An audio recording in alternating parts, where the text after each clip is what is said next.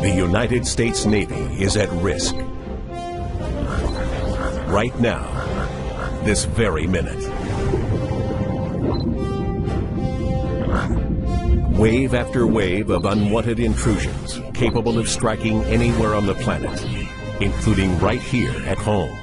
The probes are invisible, but they could potentially cripple our forces with as much devastation as any bomb or missile. This is all occurring in cyberspace, the worldwide domain where communications, intelligence gathering, kinetic operations, logistics, and command and control can be threatened at network speed. But the U.S. Navy stands ready to repel this threat and to maintain superiority in this new operational domain. The cyber warriors of U.S. Fleet Cyber Command and U.S. 10th Fleet help operate and assure the security of Navy networks around the world, providing powerful cyber capabilities necessary for warfighting superiority across the full spectrum of military operations. Any entity with access to the internet can operate in cyberspace, including criminals, terrorists, hacktivists, and nations large and small. As vast as the internet has become, cyberspace is even larger, with virtually all commerce and communications passing through electronic networks. From GPS systems to wireless phones, credit card scanners to automatic climate control systems, and the U.S. power grid, all are vulnerable to cyber attack. And so is our military. Each day, the Department of Defense alone receives 6 million probes. The traditional operational domains of maritime, land, air, and space have definite boundaries that separate one from the other. But a fifth operational domain, cyberspace, crosses all domains. Cyberspace is where the battles of the future will be won or lost. 10th Fleet is no stranger to unconventional missions. In World War II, submarines were the new menace, changing the very conventions of naval combat. 10th Fleet was formed to counter that threat, unifying intelligence and operations in one command for the first time. Today's 10th Fleet continues that tradition. The Chief of Naval Operations established U.S. Fleet Cyber Command and recommissioned U.S. 10th Fleet as the Navy's central operational authority for cyber, electronic warfare, networks, cryptology, signals intelligence, and information operations. This represents a landmark transition in the evolution of naval warfare, bringing information to the forefront of the Navy's 21st century arsenal. Almost every operation on board a naval vessel functions in cyberspace. It is the primary medium for Navy command and control, communications, computer, combat systems, and intelligence capabilities. All these systems must function effectively, even in the face of degradation or outright attack. That's the job of U.S. Fleet Cyber Command and U.S. 10th Fleet. To assure command and control, the Navy must maintain dynamic situational awareness.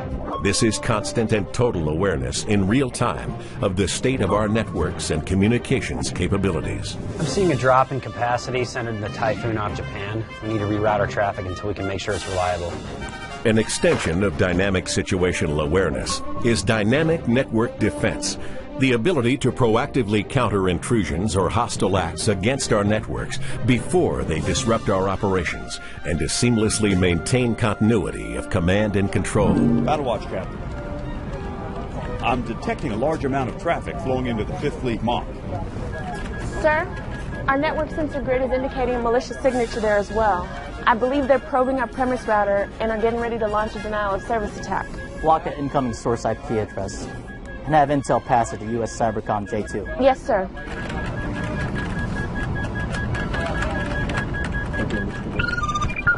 Sir, we got him. Good work. Dynamic network defense and situational awareness are necessary to enable 10th Fleet's third responsibility, full-spectrum cyberspace operations. This refers to a wide range of non-kinetic effects that can be used independently or to complement kinetic actions. Cyberspace operations can be as effective as a bomb or missile, but can be conducted from virtually anywhere on the planet, in real time.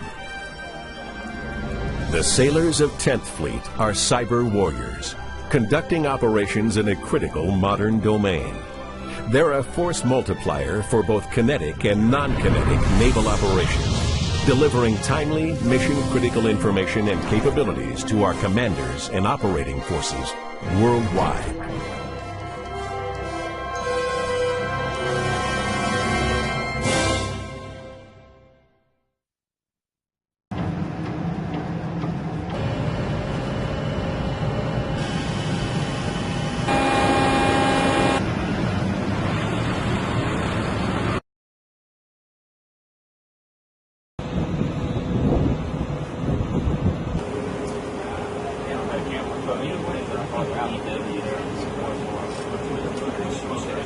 Service CEO looked at our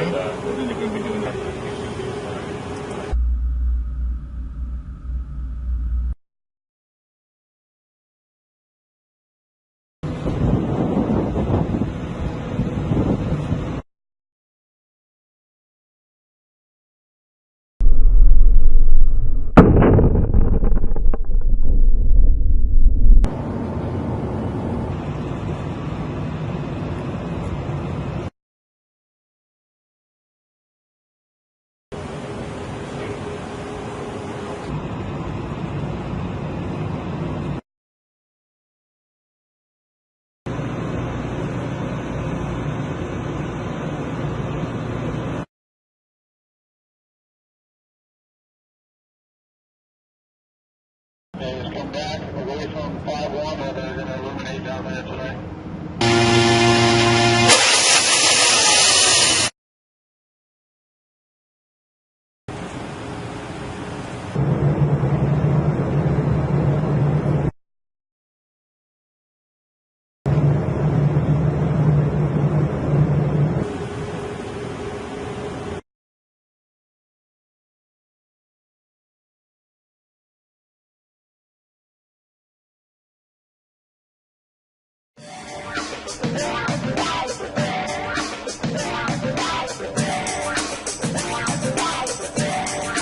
We're actually out here performing flight tests for the F-35C to open up the flight envelope and see what we can learn to get the F-35 ready for carrier evolution, launch, and recovery.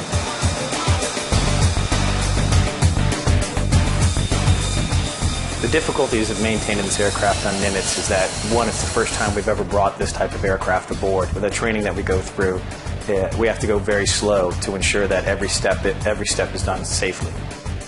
The sailors on the Nimitz were prepared. That we had a small contingent come out to us in Pax River, Maryland, and we provided a small cadre course for the individuals to learn about the F-35, taxiing, towing, learning all the intricacies of the F-35 that no others would see unless they were inside the program.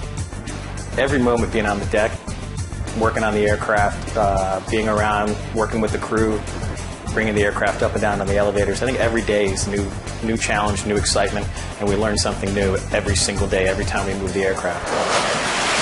Every moment we're learning something new about the aircraft and how it interacts with the flight deck crew and the aircraft carrier itself. So it's pretty tough to learn on the fly, but that's what we're doing out there. That's what we've trained for back at Pax River for the past 5 years for the aircraft. And I know everybody had the same feeling with the aircraft when it came in, it touched, it trapped. And then the next day when it launched off, it was still wonderful. It's not every day you get to make history, and we made history with the F-35C for the Navy as a whole.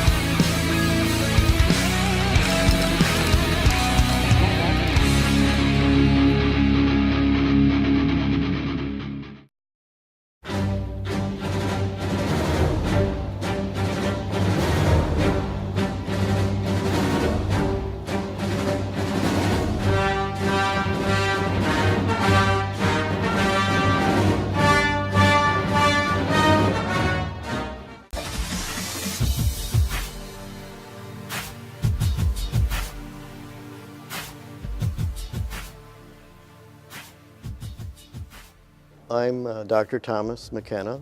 I'm a program officer at the Office of Naval Research.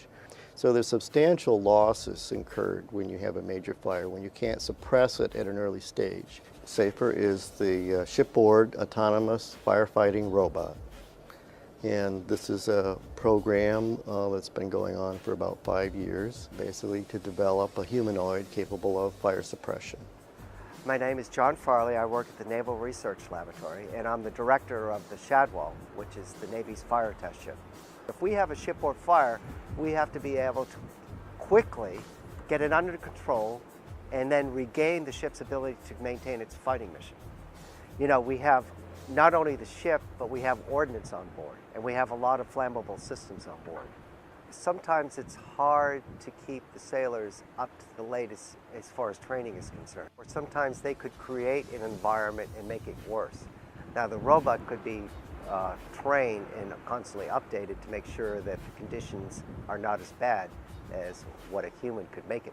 Well, our objectives for the demo on the Shadwell were to show that the robot could walk over what was a very uneven floor, that it could orient itself to the fire, that it could autonomously handle the hose, operate the hose, aim the hose, and suppress the fire, which it succeeded in. I'm Brian Latimer.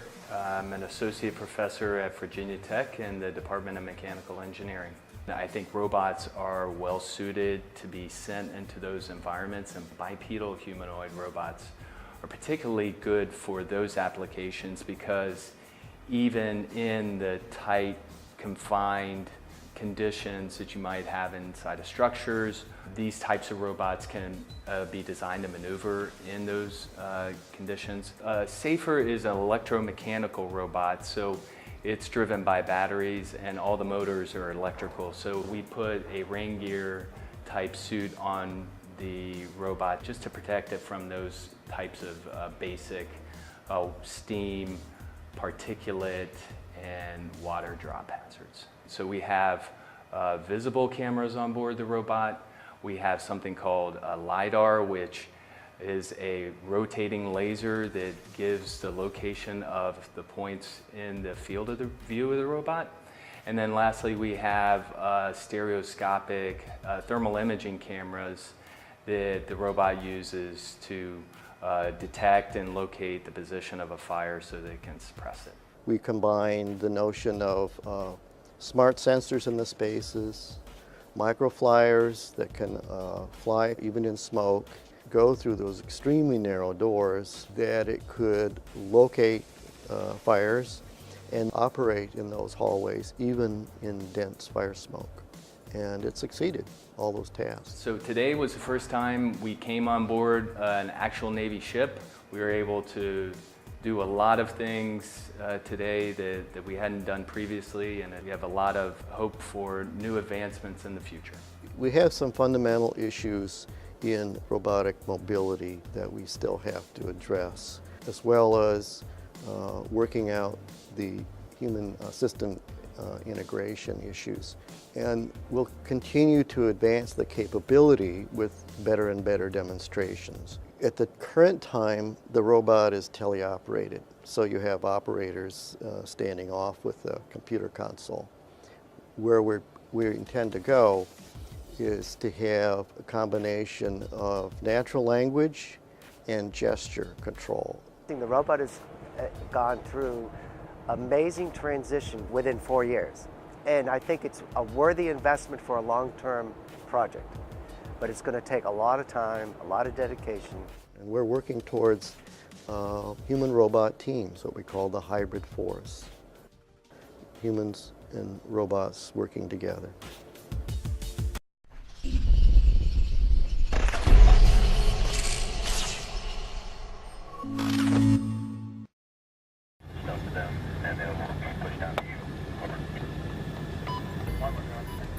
Over the past decade, I've watched American troops operate on the front lines of war in Iraq and Afghanistan, both as a U.S. Marine and later as a journalist.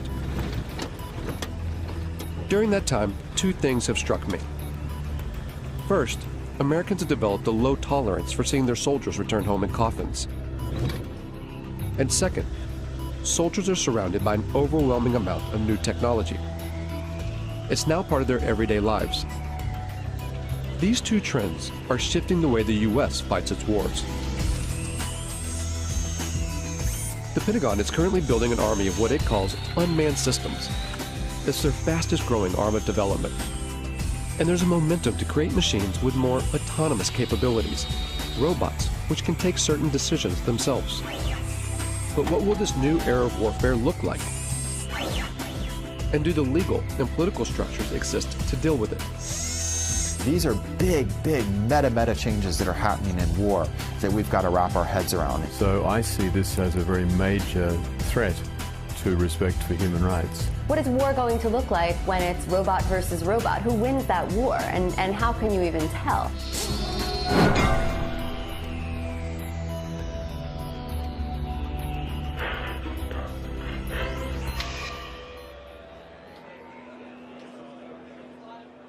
This is the largest gathering of robotics companies in the world. It's organized by AUVSI, the Association of Unmanned Vehicle Systems International. So these are successfully used in operations at the reactors. Hundreds of private corporations and university researchers are here to show off their latest cutting-edge inventions. And so there's things that we can actually pick up with the gripper, use them to defuse a bomb, and then put them back. They're all either selling their products or soliciting funds for their projects. And most of them are targeting a single customer with deep pockets, the U.S. military. This is an annual conference for the robotics industry in Washington, D.C. And years ago, this was a pretty small gathering. This year, there'll be over 7,000 attendees. It's an enormous business here now. It covers everything. You'd be surprised what you could find. Everything from unmanned boat ships, submarines, to armed drone helicopters. And just the air portion of the robotics or unmanned industries this year will be worth $7 billion. In 2009, the U.S. Defense Department earmarked $18 billion over 5 years for the development of unmanned systems. This boom in military robotics comes off the back of the so-called global war on terror. The wars in Iraq and Afghanistan, along with lethal action in Pakistan and Libya, have created a political and strategic space for unmanned robotic systems. It's not a situation where you're in these big, formation operations or fights. You're dealing with very explosive, very spontaneous events. So you need something that's watching all the time and something that's very adaptable to be able to move from one location to another very, very quickly. The U.S. Air Force is presently training more unmanned systems operators than it's training manned fighter plane and manned bomber plane pilots put together. But that actually makes perfect sense because they're actually buying more unmanned systems than they're buying manned fighter planes or manned bomber planes. The number of drones in use by the U.S. military has surged from a handful in 2001 to over 7,000 today, and the number of ground robots has shot from 0 to 12,000.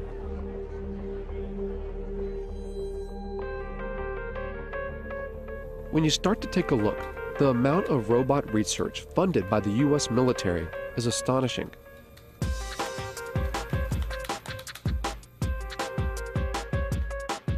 Fault Lines put in more than 100 requests and follow-ups to the Pentagon, military contractors, private robotics companies, and university research labs. But gaining access to see how these tax dollars are put into use isn't easy. When we could actually get a response, it was almost always a firm no. After several months of chasing, only a handful agreed to allow us to film.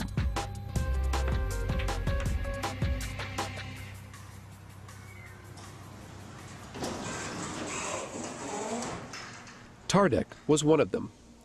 It sits on a base just outside Detroit, Michigan. If you just want to try it out, drive. Seriously, that's it. An Army research facility from World War II. It used to build tanks. Wow, look at that. Now much of their work is dedicated to robotic technology. What we're looking at here at Tardec is unstructured environments. So robots that can move out of the area of very strict programming. So one of the ways of doing that is through teleoperation. So we have, it's not the classic robot, it's somebody actually controlling something. It's not a remote controlled car because it's doing it through a TV set. All the robots here are collaborations between TARDEC and private companies or university labs, or both. Companies like iRobot in Bedford, Massachusetts. This is the home of the PackBot, one of the first ground-based robots the U.S. military adopted after 9/11. Thousands are being used in Iraq and Afghanistan to defuse improvised explosive devices, or IEDs. The old way of doing business was to ask an individual, our sons, our daughters, our brothers, our sisters, to mount up one of those heavy, cumbersome, hot bomb suits and literally to waddle out to go face to face with an IED. Today, we do that at distance, and we do it virtually via a robot. Much, much better way to do business. So the interesting thing about this one is light. It weighs about 5 pounds or so. And here's what the military wanted. A robot that you could throw, say over a wall or something, and then look, it rights itself. And now you can see over that wall with the cameras on that robot. With video game-like controllers, soldiers can guide recon robots like this one to see over walls or defuse bombs. These ground-based robots add a buffer between the soldiers that use them and a potential threat, whether it's a bomb or a human enemy. But technology designed to save lives can be easily modified to kill. The step between putting a laser beam on someone's forehead, it's not a technological leap to then putting a bullet in their forehead. It's actually a legal, political question. We feel strongly and ethically that there has to be a man in the loop. If you look at the history of any military technology, it typically starts in reconnaissance, then becomes frustrated that you see bad happenings but can't deal with them, and it evolves to strike. Really, the technology will happen. It's how we're going to deal with that technology. While the idea of arming ground robots still seems taboo, in the air, it's a line that has long been crossed. At a Utah Army testing facility, the military has invited members of the media to a display of its unmanned aerial systems. We're going to showcase that entire package for you here today in a way that I think is going to really resonate with you once you see what's inside and behind the curtain. It's the largest drone demonstration the U.S. Defense Department has ever allowed to be filmed.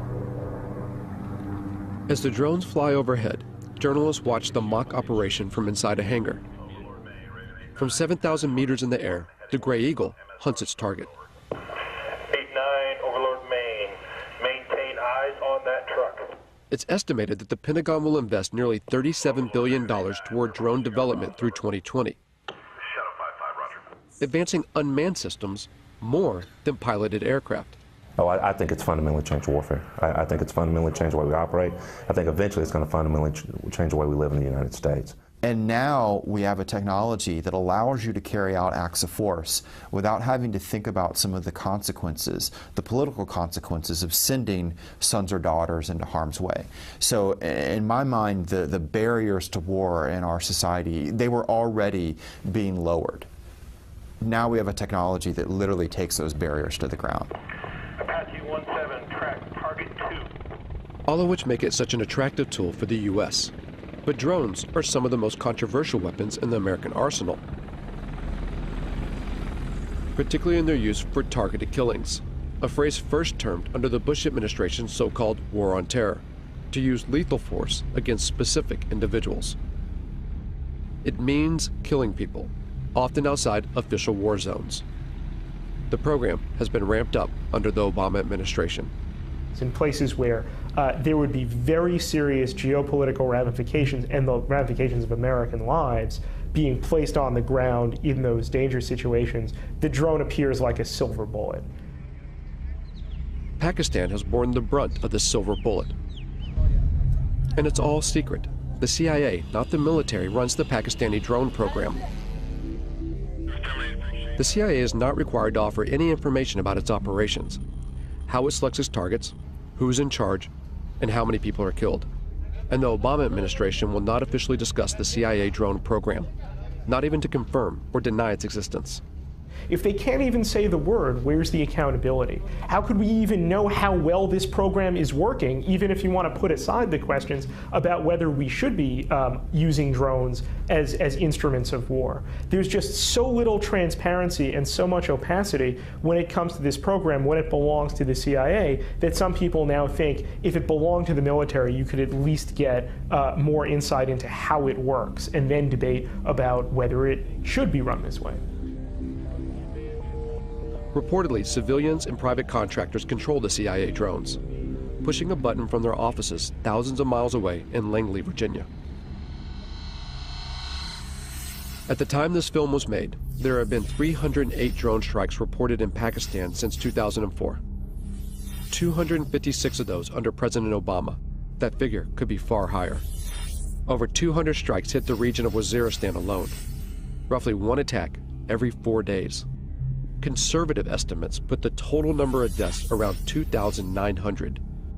Of those, over 750 were civilians, including 175 children. And at least 1,100 people have been injured. The CIA and the Obama administration have extended these strikes to Yemen and Somalia, and according to recent U.S. diplomatic cables released by WikiLeaks, the United States is building secret drone bases in places like Ethiopia and the Seychelles, an indication that Washington wants to increase surveillance and strikes in the region. At least a dozen strikes have been carried out in Yemen, one of which in late September killed Anwar al-Awlaki, an American-born imam with alleged ties to al-Qaeda. The willingness to target and kill a U.S. citizen provides just one example of how this secret war often operates beyond recognized legal boundaries. If a intelligence operation carries out an airstrike that goes awry, that accidentally kills civilians, that violates the rules of engagement, there's not a court-martial process set up for that. There is, in my view, at the end of the day, no accountability for what is going on now. Philip Alston spent 6 years studying the legality of the U.S. drone program for the United Nations Human Rights Council. The congressional committees have, as far as anyone knows, never exercised oversight in any specific way in relation to these killings. He says that the American government's justification for the strikes, self-defense in response to 9/11, even now, 10 years later, is a manipulation of the international laws governing conflict. Now, in terms of international law, that represents a fundamental breakdown in what are called the rules on the use of force. It would enable the United States to use force against any target, any country, any time. Following 9/11, Congress passed a resolution called the Authorization for Use of Military Force, or AUMF. It allows the U.S. president to use military force anywhere against people believed to be responsible for 9/11. And when the Obama administration has been asked, what authorities do you possess to go, into Yemen, to go into Somalia, even, outside Afghanistan into Pakistan, for the purposes of attacking people that you say are aligned with al-Qaeda, they use the AUMF. I think the U.S. is certainly risking setting itself up for a significant global backlash against its extension of power extraterritorially. But the bigger problem, of course, is other states saying, well, this is the norm. You do it. Why shouldn't we do it? The UN Human Rights Council has taken no action to further investigate the legality of the U.S. drone program. While the U.S. continues to expand the program, 45 other nations are working on their own drones, many being sold on the open market. In the rush to churn out robotic military systems, who buys these technologies and how they're used has minimal international oversight. In short, the law is not keeping up with the pace of development. Technology doesn't stop, and that's, I think, one thing that people need to realize is that it's accelerating ever faster, not just in the number that we're using it, but how advanced it is. The accelerated pace of development is such that It is inevitable that we are creating machines that are going to be able to do things we cannot currently conceive of them doing. I think if the United States were serious, part of this major program to, if you want to create a word, to robotize its war-making functions, would be to build in various safeguards designed to ensure respect for the laws of war. There has been a mad dash for advancement with very little consideration for how that advancement will play out against human society. And Rita J. King is a futurist who studies the potential dangers that technological advances in robotics and artificial intelligence can bring. Within the United States, you have the military, and then you have, private business, and you have universities. So all these different groups are doing their own research and their own creations at different paces. And eventually there will be more of a coming together of these different aspects of the programming and the creations, and we will cross a line. In a university lab at Virginia Tech, Professor Dennis Hong and his students work on a robotic soccer team. The real thing is, if you want to use these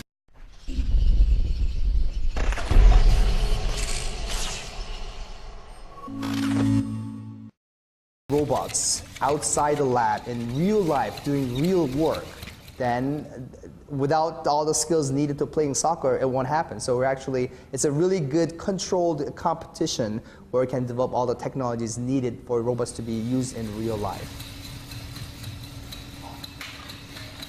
Virginia Tech's funding comes from a variety of sources. These robots are part of a project sponsored by the National Science Foundation.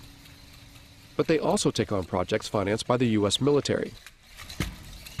So as a research lab, the technology we develop, we want the society to be using our technology. Of course, many of our robotics projects, most of them, if not all of them, are to help the society. But here they recognize that a technology's ultimate use is unpredictable. Time to time, as a group, we sit down and discuss about these kind of problems. Mainly, it's very sensitive, especially for when we work on military-funded projects and those kind of things. But many times, we don't have any control once it leaves our hands. However, that's true for any technologies, any science besides robotics as well. It's hard to put a timeline on how fast robots and artificial intelligence will develop. But almost everyone we spoke to seemed to believe that in just a few decades, the robots that will exist in our world will be unrecognizable by today's standards. I think the probability is virtually one, a certainty, that machines will be as intelligent as people, that we will have intelligent robots, that robots will be ubiquitous. So then the consensus of people in the industry is somewhere around 2025, 2030, and even if you were to say, oh, that's optimistic, so maybe it's 2050. Maybe some of us won't be around to see it, perhaps, but it's not that far in the future. It's not 1,000 years. It's not 500 years. It's certainly not never. When people say machines will never be as smart as people, never is a very long time. The robots that we create could, of course, eventually will become much smarter than we are. And because they're smarter than us, we won't be able to conceive of how smart they are. And we'll have no control over that. And I don't think our brains are really equipped to accept the enormity of what that means, because we do find ourselves intelligent now. Science fiction stories have always made predictions about conflict between machines and people. The way to avoid that is for humans to always be at least as intelligent as their machines. While we may not know exactly if or when robots will become as intelligent as humans, at AUVSI, the talk of autonomy, of military robots taking more decisions by themselves, is growing. Work on the next generation of autonomy, maybe before it's really needed, to show where it can go. General Riggs talked about unfair advantage, and I'm in full agreement with him. We want unfair advantage. We want lots of unfair advantage. Why shouldn't we? And unmanned systems, and especially weaponized unmanned systems, clearly provide a huge advantage. So how far will robot autonomy go? And will a robot ever be allowed to make the ultimate decision, to take a human life? Officially, the U.S. military claims there will always be a man in the loop, that a human will always make the decision to kill. But there are signs that this may not always be the case. In 2006, the Army funded a major study to find out if lethal autonomous robots could be programmed to act ethically on the battlefield.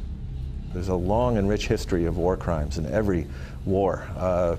We try and train our soldiers, and soldiers are instructed in this, but we are human beings. And there is emotions, there's anger, fear, frustration. We don't have to put those in autonomous systems. We can engineer out the emotions that get in the way. Ron Arkin, a professor at Georgia Tech, worked on this study and argues that robots can be more ethical than human soldiers, even in decisions to kill, by programming in what he calls bounded morality.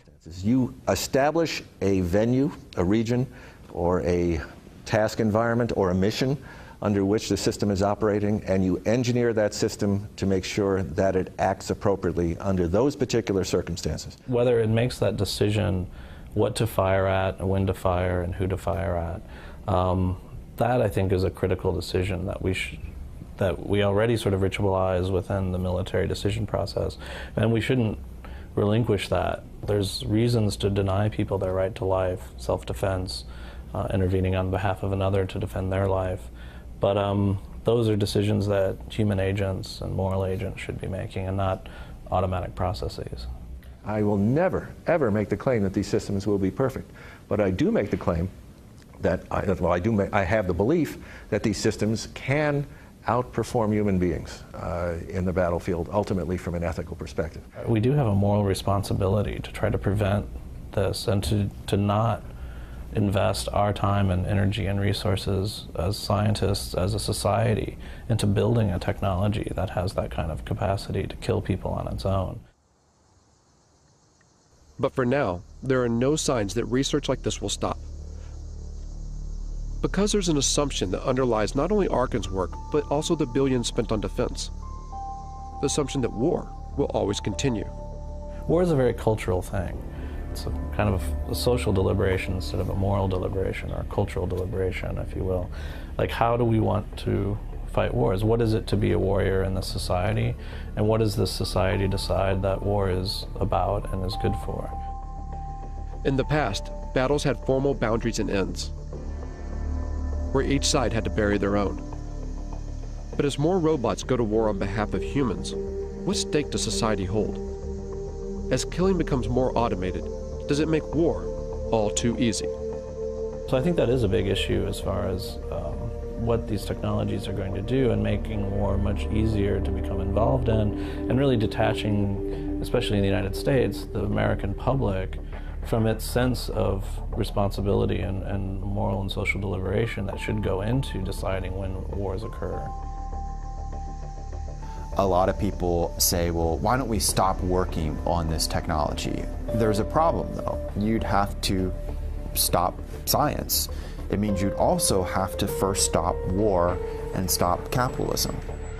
And there's such a vast amount of money that goes into thinking about defense problems and solving defense problems, that if we turned that time and energy and resources into solving more practical problems, we would actually probably alleviate most of the social and political problems that cause us to have defense and security concerns. And the fact of the matter is that most of the funding that's going into robot research, of course, is to create a better war machine. And to what end? It demonstrates how far we are from the sort of intelligence we need to build robots that can help us instead of hurt us.